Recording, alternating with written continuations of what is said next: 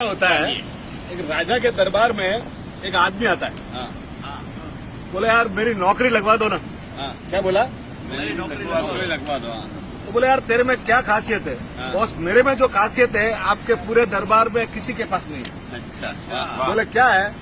बोले मैं चाहे जानवर हो कि चाहे आदमी हो, उसकी शक्ल देख के मैं बता देता हूँ कि ये कैसा है।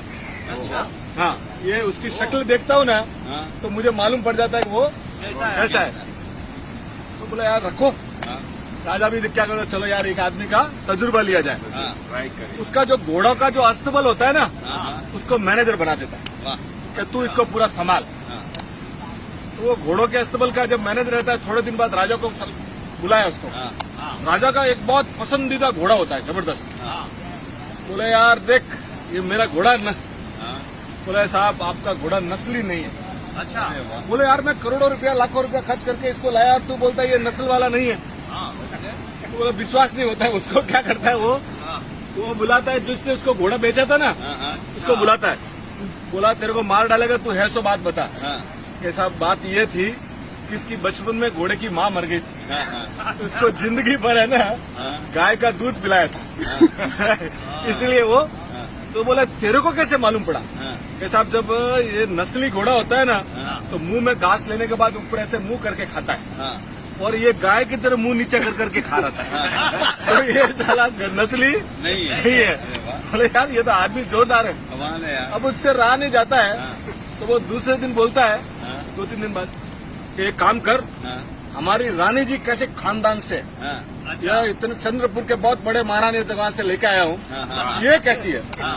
बोले ठीक है सर। अच्छा वाह। वो थोड़े दिन बाद उसका करके बोला अभी बताओ हमारी महारानी कैसी है?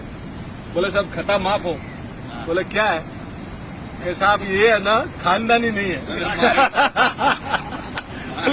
बोला क्या है? बोला ये खानदानी क्यों नहीं है? कि साहब ये जो अपने स्टाफ के साथ जो बर्ताव करती है ना, उनको जो गाली गलौज करती है ना, वो एक खानदानी लेडी है ना। नहीं करेगी। कोई खानदानी लेडी ऐसा नहीं करेगी। ऐसा नहीं करेगी। वो जिस ढंग से बात करती है ना, तो बोले उससे रहा नहीं जाता है। उससे रहा नहीं जाता है तो साला बुलाता है उसकी जो सास होती है ना। बोले देख तेरे तू जो है सो बात बता। कि साहब माफी चाहती हूँ, मेरा क्या आपके फादर का जो राजा महाराजा और मेरे हस्बैंड का दोनों का दोस्ती था, और दोनों का एक सेटिंग हुआ था कि आपका लड़का लड़की शादी हो जाएगी। अच्छा। पर पर मेरी बच्ची तो 6 महीने में मर गई, और अभी मैं आप लोगों से रिश्ता रखना चाहती थी तो मैं किसी और के उठा के लाई थी। तो वो है ना, वो ये है। बाकी है तो जो है सो बात। ये क्या राजा जितनी बार खुश होता है ना, इसको भेड़ बकरियां मुर्गियां देता है। जितनी बार लास्ट टाइम भी जब खुश हुआ घोड़े वाले केस में, तभी भेड़ बकरियां मुर्गियां दिया।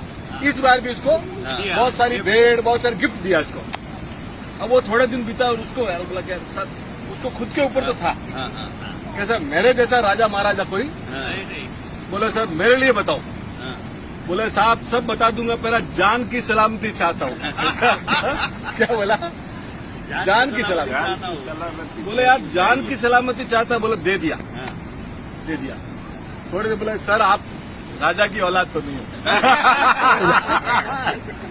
बोला साला क्या बात करता है? हाँ, अब उससे रहा नहीं जाता, वो जाता अपनी माँ के पास। माँ कैसो बात बता। कि देख बेटा हमारा बच्चा नहीं था, बचपन में छोटा बच्चा था, तो हमने एक जो चरवाया होता है ना, उसके बच्चे से बच्चा मांग के लाया था। हमारे को राजकाज पूरा संभालना था, तो हमको राजकाज संभालना था, तो उसके चक्कर में बच्चा उठा के लाए थे। और साला उसके लिए बोला तेरे को कैसे मालूम पड़ा? कि साहब जब भी आप खुश होते हो ना, राजा महाराजा क्या खुश होते तो हीरे के मोती देते, आप साला मुर्गिया और भेड़ और सब दे रहे हो। आप रियल खानदानी आदमी तो नहीं कर सकता है। तो इससे ये मालूम पड़ता है कि आदमी साला कितना भी पैसे वाला हो, कितना भी पावरफुल हो, कितना भी हो, पर उसका व्यवहार है ना बता देता है कि वो एक्चुअल खानदानी है कि नहीं। वाह वाह वाह। और नहीं तो क्या है, जब ऊपर का जो तमाशा है ना वो तो चलता रहता है।